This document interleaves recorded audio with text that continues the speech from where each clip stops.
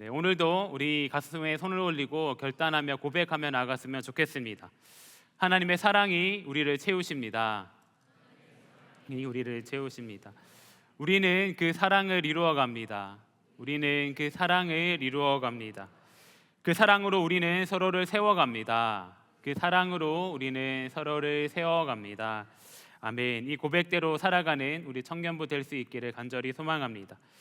우리는 계속해서 우리 청년부가 가질 비전에 대해서 나누고 있습니다. 지난주 말씀에서는 은혜 아래 거하는 공동체에 대해서 나누었습니다. 하나님께서 우리를 부르시는 그 순간까지 은혜 아래 거하며 은혜의 양육을 받는 가운데 그 은혜를 주변 가운데 잘 실천하며 선한 일을 하는 우리 청년부 될 수 있기를 간절히 소망합니다. 매년 연말이면 화제를 모으는 책이 한 가지 있습니다. 어떤 책일까요? 네, 트렌드 코리아라는 책입니다. 이 책에서는 이제 한 해의 전망 등을 다루고 있는데요. 이 책과 유사하게 한국교회의 트렌드라는 책도 있습니다. 작년 연말에 나왔던 한국교회 트렌드 2025에서는 2025년 한국교회가 주목해야 될 사건이나 전망 등에 대해서 기록하고 있는데요. 총 10가지를 기록하고 있습니다. 그 중에 가장 먼저 등장하는 우리가 주목해야 될 점이 무엇이냐면은 바로 유반젤리즘이라는 것인데, 유반젤리즘은 유튜브와 전도를 뜻하는 에반젤리즘의 합성어입니다. 코로나 시기를 지나면서 많은 분들이 유튜브를 통하여서 말씀을 듣기도 하고요, 찬양을 듣기도 하고요, 또 심지어는 기도를 같이 하기도 하고요, 또 이제 신앙 교육이나 신학 교육 등을 받으면서 유튜브와 이 전도 또 이런 신앙 성장이 뗄래야 뗄 수 없는 관계가 되었다라는 것입니다. 그렇다면 이렇게 유튜브를 통하여서 우리가 신앙 성장을 할 수 있다라고 생각한다면 유튜브가 우리의 신앙을 대체할 수 있는 것일까요? 우리가 함께 모여서 함께 하는 신앙생활을 대체할 수 있는 것일까요? 여러분들은 어떻게 생각하시나요?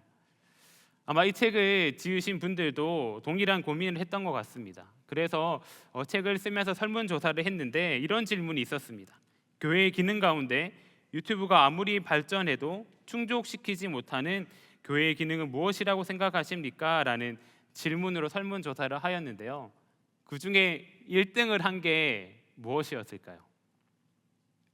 네, 여러 가지 생각들을 가지고 계시겠지만 1등을 한 게 응답자의 무려 48%가 답한 성도의 교제입니다. 성도의 교체는 대체가 불가능하다라고 응답하였던 것이죠. 아무리 생활이 편리해지고 유튜브를 통하여서 우리의 신앙 성장에 도움이 되는 여러 가지 콘텐츠를 접한다고 할지라도 이제 이 사람에게서 느낄 수 있는 무언가를 대체할 수는 없고, 성도의 교제가 이제 유튜브에선 불가능하기 때문에 우리 교회에서 꼭 필요한 것이다라고 얘기하고 있는 것입니다. 철학자 아리스토텔레스도 인간은 본래 사회적 동물이다라고 이야기하였습니다. 고립적인 존재로서 인간은 그 가치를 제대로 실현해낼 수 없기 때문에 너와 내가 서로 관계를 맺고 협력할 때 인간답게 살 수 있다라고 이야기하고 있는 것입니다. 그렇기 때문에 인간은 예로부터 지금까지 꾸준히 모이기를 힘쓰고 노력하였습니다. 신앙생활 역시 마찬가지일 것입니다. 하나님께서는 신앙생활 역시도 혼자 하는 것이 아니라 함께 할 때 진정한 신앙생활이며, 그렇기 때문에 성도는 모여야만 한다라고 말씀하셨습니다. 오늘 말씀에서도 하나된 공동체에 대해서, 공동체가 어떻게 하나님 앞에 함께 나아갈지에 대해서 기록을 하고 있습니다. 말씀을 시작하기에 앞서서 오늘 본문을 조금 더 쉽게 이해하기 위해서는 히브리서의 기록 목적에 대해서 알아야 할 것입니다. 히브리서는 크게 2개의 집단에게 쓰여졌다라고 주장하고 있는데요. 첫 번째는 예수 그리스도를 하나님의 아들로 인정하지 않으려고 했던 유대인들입니다.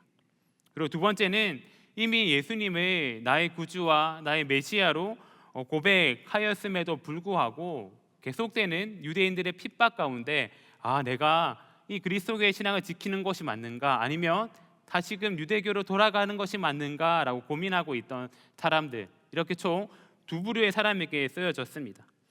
이 두 집단 모두 공통된 점이 한 가지 있다면 예수님에 대한 확신이 없었다는 것입니다.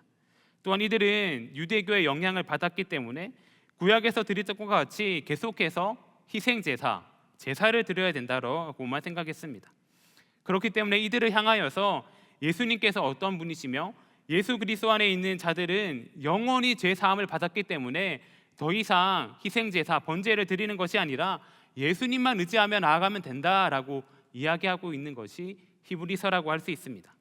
이렇게 교리에 대해 설명하는 것이 우리가 오늘 읽었던 말씀의 직전인 18절까지의 말씀이고 그 후에 오늘 말씀이 시작되고 있는 것입니다.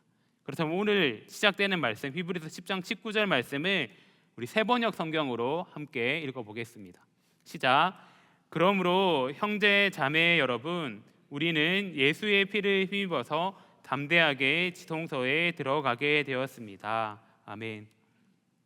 그러므로라고 이야기하면서 앞선 교리에 대한 결론을 짓고 있습니다.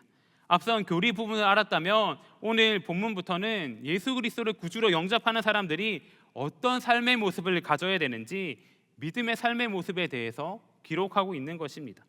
말씀을 시작하면서 형제 자매 여러분이라는 친근한 호칭을 사용하고 있습니다. 그런데 이는 단순하게 친한 사람을 부르는 호칭 그 이상의 의미를 지니고 있습니다.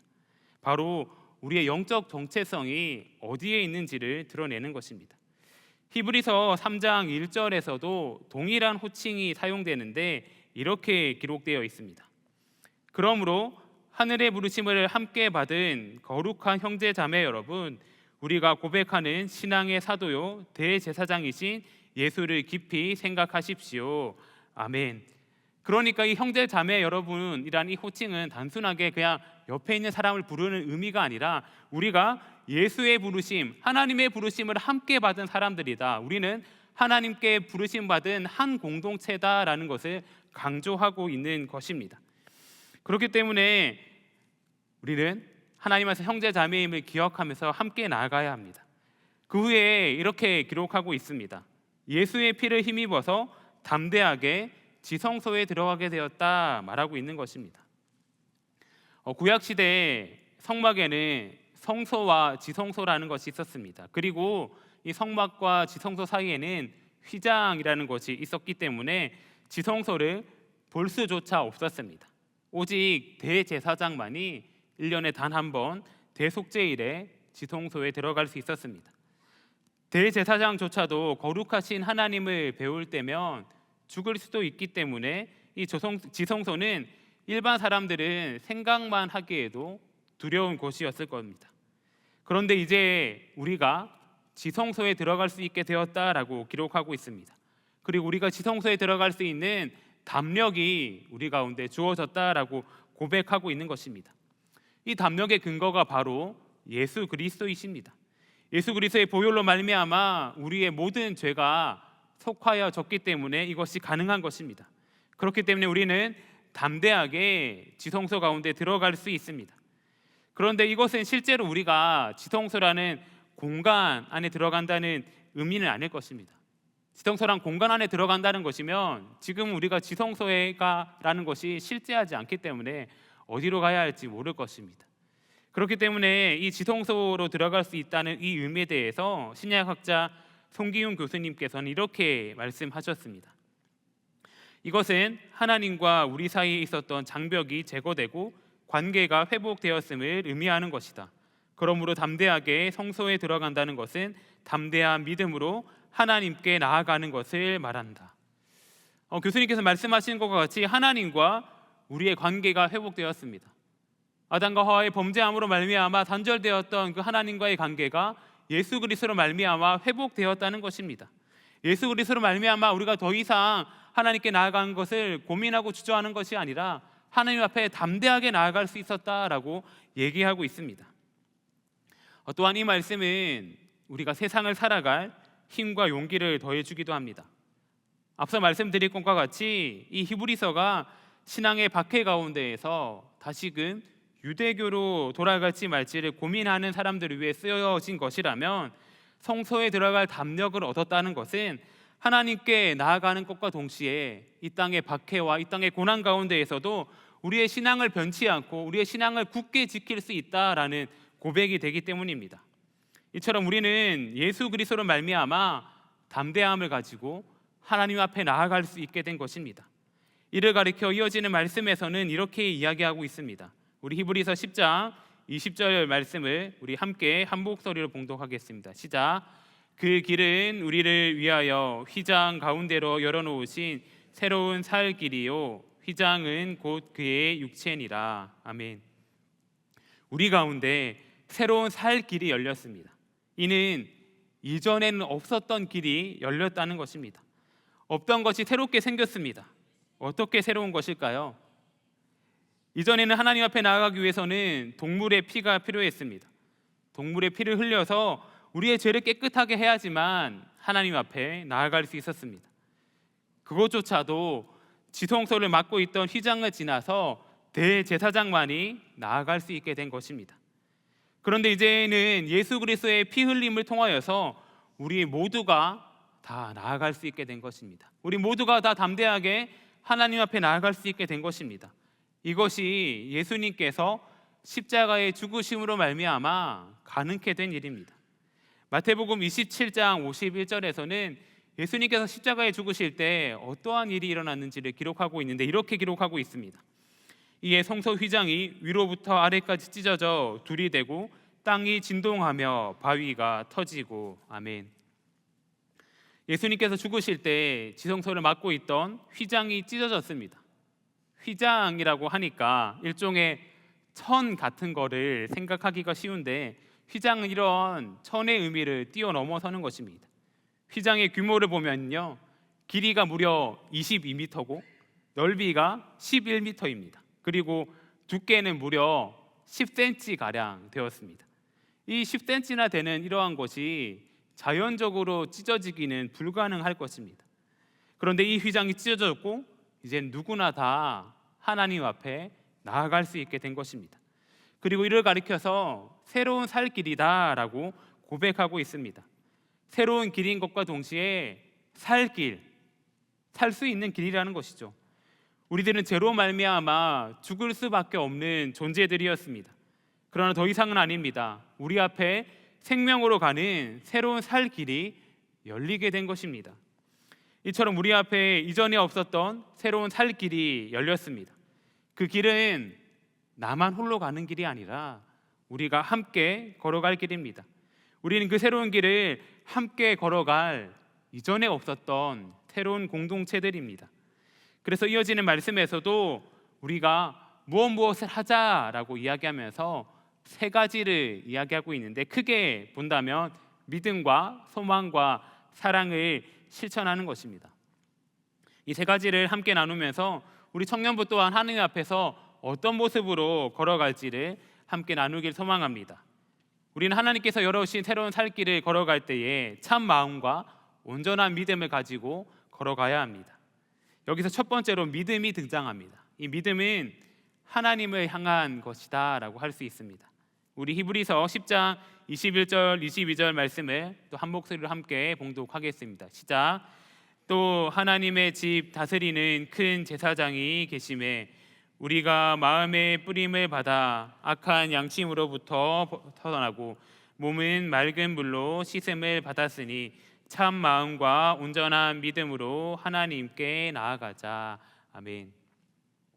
방금 읽었던 22절의 말씀을 헬러 원문으로 본다면 우리가 나아가자라는 문구가 제일 먼저 등장하고 있습니다. 그만큼 나아가는 것에 대해서 강조하고 촉구하고 있는 것인데 이런 나아가다는 히브리서의 저자가 많이 강조하고 있는 것입니다.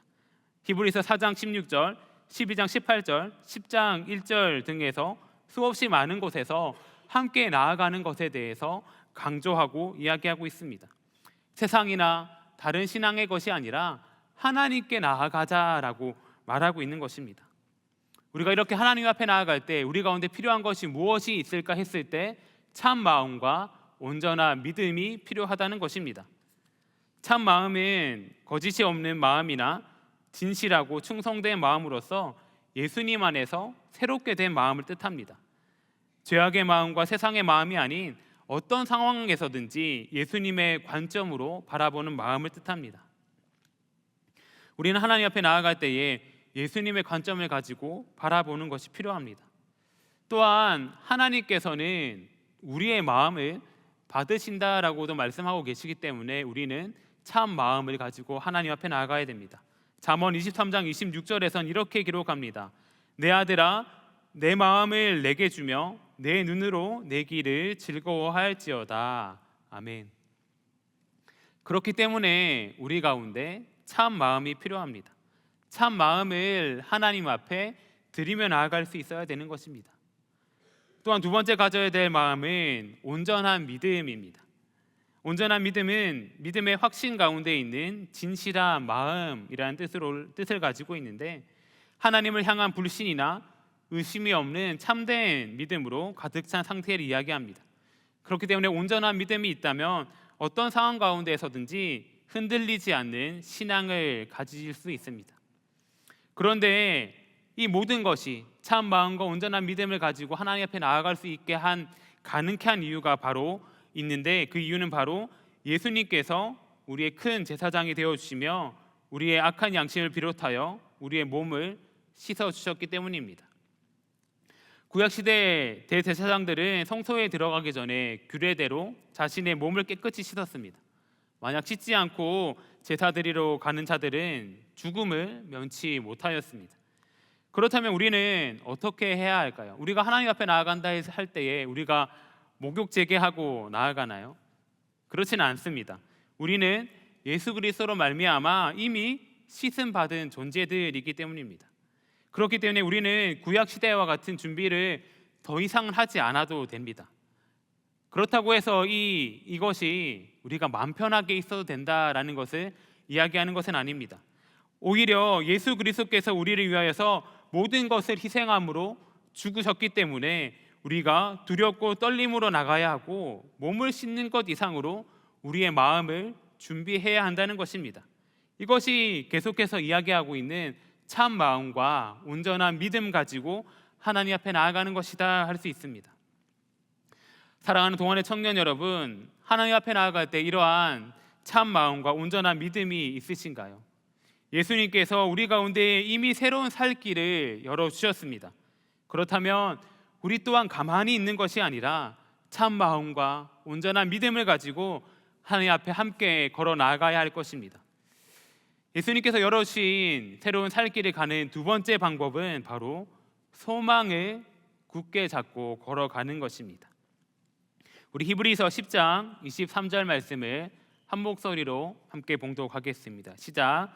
또 약속하신 이는 미쁘시니 우리가 믿는 도리의 소망을 움직이지 말며 굳게 잡고. 아멘. 23절 말씀에서 우리가 무엇을 해야 되는지 기록하고 있는데 바로 소망을 굳게 잡아라 이야기하고 있습니다. 참 마음과 온전한 믿음이 하나님을 향한 우리의 태도라면 소망은 세상의 고난 가운데 살아가야 될 우리의 태도라고 할 수 있습니다. 소망은 우리로 하여금 고난 가운데에서 인내할 수 있게 하며 고난을 이길 힘을 더하여 줍니다. 말씀을 준비하는 가운데 소망에 대해서 이렇게 고백하는 것을 보았습니다. 사람이 음식이 없이는 약 40일을, 물이 없이는 약 3일을, 공기 없이는 약 8분을 견딜 수 있지만 소망이 없이는 단 1초도 살아갈 수 없다. 소망이 가진 힘이 그만큼 크고 중요하다는 것입니다. 앞선 22절 말씀에서 우리가 나아가자라는 문장이 22절의 첫 시작이라고 하였는데 23절도 마찬가지입니다. 우리가 굳게 잡자가 제일 먼저 등장하고 있습니다. 이 행위, 굳게 잡는 행위를 반드시 실천해야 할 수 있도록 권면하고 있는 것이죠. 그렇기 때문에 우리는 이 믿는 도리의 소망을 굳게 잡아야 할 것입니다. 그런데 이 믿는 도리의 소망을 조금 더 자세하게 풀어서 설명하자면 소망에 관한 신앙 고백이다라고 할 수 있습니다. 신앙 고백 무엇인가요? 우리가 매 주일마다 예배의 가장 앞에 드리는 사도신경으로 우리의 신앙을 고백하는 것이 될 수 있습니다. 그런데 아쉽게도 우리는 신앙 고백을 너무 습관적으로 하는 것이 아닌가 돌아보게 됩니다. 이런 신앙 고백은 습관적으로 하는 것이 아니라 우리의 마음을 담아서 진심으로 드려야 될 우리의 고백이 되어야 합니다. 신앙 고백의 진정한 의미는 나 자신이 그리스도인임을 공적으로 선언하는 행위입니다. 세상의 것과 육체를 버리고 오직 예수님만 따라 살겠습니다라는 결단인 것입니다. 내 삶의 주인이 내가 아니라 하나님이심을 고백하는 행위입니다. 이 신앙의 고백을 굳게 잡는 것이 너무나도 중요합니다. 앞서서도 말씀드렸듯이 히브리서는 유대교와 그리스도교 사이에서 갈팡질팡하고 있는 사람들을 위해 쓰여졌습니다. 또한 하나님을 향한 신앙을 지켜나가다 다시금 잘못된 신앙이나 이단에 빠질 위험에 있는 사람들을 위해 쓰여졌습니다. 그리고 이 일은 너무나도 가슴 아픈 일입니다. 베드로후서 2장에서도 거짓 선지자들과 거짓 교사들의 가르침을 경고하면서 신앙을 지켜나가다 이단의 가르침에 넘어가는 자들을 향하여서 이렇게 기록하고 있습니다. 그들이 우리 주님이시며 구주이신 예수님을 경험함으로써 죄의 구렁에서 벗어났다가 다시 예전 삶으로 되돌아가면 그 사람의 상태는 전보다 더 나빠질 것입니다. 떠났다가 되돌아가서 자기가 경험했던 것과 거룩한 계명을 거부하느니 차라리 하나님께로 난 곧은 길에 들어서지 않는 편이 더 나았을 것입니다. 이 정도로 신앙을 지키다가 하나님을 버리고 다시금 옛 신앙으로 돌아간다는 것이 너무나도 위험한 일이기 때문에 신앙의 고백을 굳게 잡는 것이 너무나도 중요한 것입니다. 흔들리지 않는 신앙의 고백을 잡을 때 모든 위험과 핍박 그리고 거짓 교사들의 속삭임 가운데에서도 넘어지지 않고 우리의 신앙을 굳게 잡고 나아갈 수 있는 것입니다. 이러한 소망, 신앙 고백은 당장 우리의 눈에 보이는 것은 아닐 수 있습니다. 눈에 보이진 않지만 예수님을 통해 주어진 이 구원의 확신이 이 소망을 가질 수 있게 합니다. 초대교회에 수많은 사람들이 이러한 소망이 있었습니다. 그렇기 때문에 예수님의 제자들도 이 소망을 가지고 예수님께서 승천하신 이후에도 박해 가운데 담대하게 예수님을 위해 복음을 전하였고 목숨을 잃었습니다. 야고보 사도는 최초의 순교자로 헤롯 아그리빠에 의해서 목이 잘려 순교하였고 베드로는 로마에서 십자가에 거꾸로 매달려 순교하였습니다. 또 도마는 인도에서 산채로 화형을 당해서 죽었습니다. 이후에도 많은 제자들이 복음을 전하다가 죽음을 맞이하였습니다. 제자들뿐만이 아닙니다. 그 후에도 복음을 전하기 위해서 애쓰다가 순교하신 분들이 너무나도 많이 계십니다. 우리나라라고 하더라도 예외는 아닙니다. 동방의 이 작은 나라에 복음을 전하기 위하여서 오셨던 수많은 선교사님들이 계셨고요. 또 한국교회가 뿌리 내리는 과정 가운데에서도 수많은 희생이 있었습니다. 그들이 그렇게 할 수 있었던 것에는, 그렇게 할 수 있었던 이유에는 이 소망의 신앙 고백을 굳게 잡고 걸어가는 행위가 있었기 때문입니다. 우리에게도 이러한 소망을 굳게 잡는 것이 필요합니다. 물론 우리는 지금 신앙을 지킨다고 해서 우리 가운데 목숨의 위협이 있거나 큰 어려움이 있거나 한 것은 아닐 것입니다. 그러나 여전히 세상의 수많은 가치관들이 우리를 위협하고 있습니다. 우리가 신앙을 지켜나가고 예수 그리스도를 주로 고백하는 것을 방해하는 행위들이 너무나도 많이 있습니다. 그 가운데 이 소망의 신앙 고백을 굳게 붙잡을 수 있기를 간절히 소망합니다. 내가 무엇을 믿고 있는지, 내가 고백하는 것이 무엇인지 진지하게 고민하는 가운데 이 신앙의 소망 고백을 굳게 잡길 소망합니다. 그렇게 나아갈 때 우리는 흔들리는 세상 속에서도 흔들리지 않는 굳건한 믿음을, 굳건한 신앙을 가지게 될 것입니다. 그렇다면 마지막으로 예수님께서 열어주신 새로운 살 길을 열어갈 세 번째 방법이자 앞에 등장하였던 참 마음과 온전한 믿음을 가지고 걸어가는 것, 또 소망을 굳게 잡고 걸어갈 때 우리가 동시에 해야 될 일이 무엇인가 보았을 때 바로 세 번째로 서로 돌아보면서 사랑과 선행을 격려하며 걸어가는 것입니다. 히브리서에서 등장하는 마지막 권면은 서로 돌아보자입니다. 여기서 이제 믿음, 소망, 사랑 중에서 마지막 나오는 세 번째 사랑이 등장합니다. 이 사랑은 하나님과 나 자신 그리고 우리 주변을 향한 것입니다. 우리 히브리서 10장 24절 말씀을 함께 한 목소리로 봉독하겠습니다. 시작. 서로 돌아보아 사랑과 선행을 격려하며. 아멘. 우리는 하나님께서 또 예수님께서 열어주신 새로운 살 길을 걸어가는 여정 가운데 아무도 낙오하지 않도록 서로 돌아보고 격려하면서 함께 나아가야 하는 것입니다. 이 권면은 성도의 교제의 중요성을 이야기하고 있는 것입니다. 하나님께 나아가는 이 과정은 홀로 걷는 것이 아니라 믿음의 형제 자매들이 함께 걸어가는 것이기 때문입니다.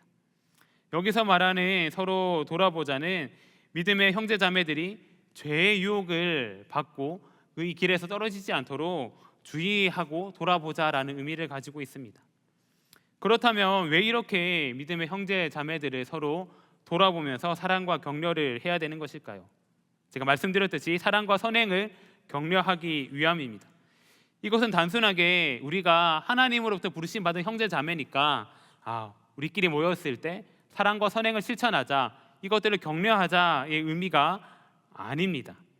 오히려 세상 가운데에서 사랑과 선행을 행하는 자가 될 수 있도록 서로 격려하자라는 뜻을 가지고 있습니다. 그런데 여기서 격려하다를 주목하여 보아야 합니다.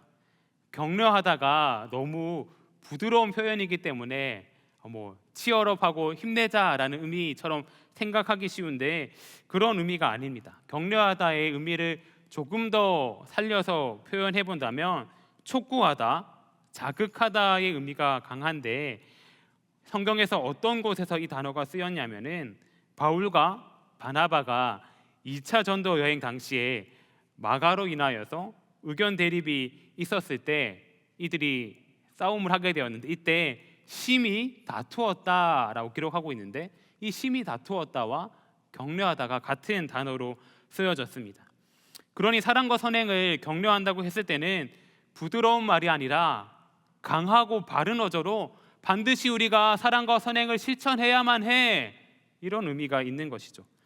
예수 그리스도를 믿는 것만으로도 박해받고 어려움이 있던 이 시절 가운데에서 그 어려움을 피하는 것이 아니라 오히려 더 적극적으로 사랑과 선행을 실천하면서 그들 가운데 우리의 삶을 통하여서 예수 그리스도를 나타낼 수 있도록 함께 힘내고 싸우고 나가자라는 의미가 더 강한 것입니다.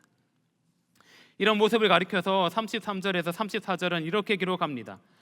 여러분은 때로는 모욕과 환난을 당하여 구경거리가 되기도 하고 그런 처지에 놓인 사람들의 친구가 되기도 하였습니다. 여러분은 감옥에 갇힌 사람들과 고통을 함께 나누었고 또한 자기의 소유를 빼앗기는 일이 있어도 그보다 더 좋고 더 영구한 재산이 있다는 것을 알고서 그런 일을 기쁘게 당하였습니다. 아멘.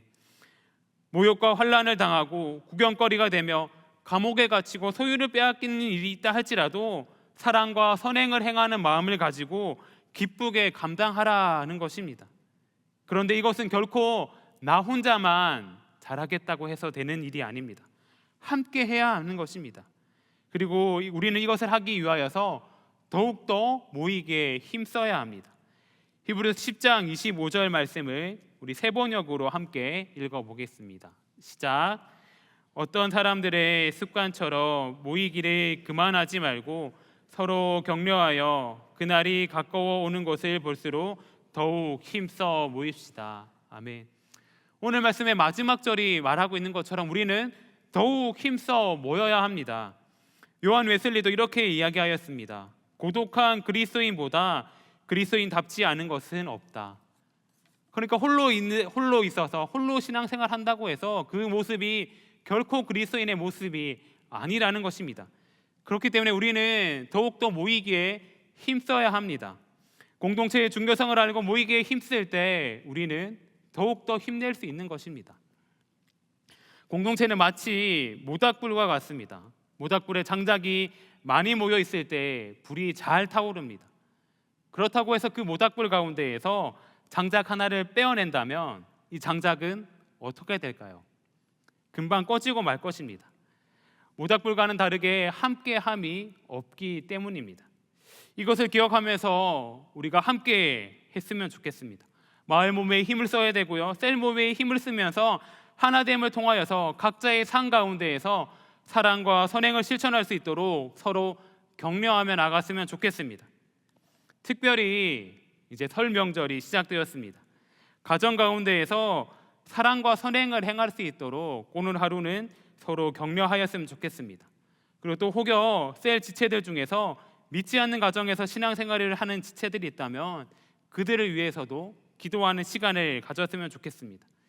예수님께서 우리를 위해 이 땅 가운데 오시로 말미암아 우리가 하나님께 나아갈 새로운 살 길을 열어주셨습니다. 예수 그리스도의 피로 말미암은 새로운 살 길입니다. 그 길을 참 마음과 온전한 믿음을 가지고 소망을 굳게 붙드는 가운데 서로 돌아보며 격려하며 함께 걸어나가는 모든 동안의 청년들 될 수 있기를 간절히 소망합니다. 아멘. 함께 기도하겠습니다. 우리 가운데 새로운 살 길을 열어주신 하나님 아버지, 죽을 수밖에 없는 우리의 모습이지만 예수님께서 우리를 위해 이 땅 가운데 오시고 죽으심으로 말미암아 우리가 하나님께 나아갈 수 있는 새롭고 살 길을 열어주심에 감사를 드립니다.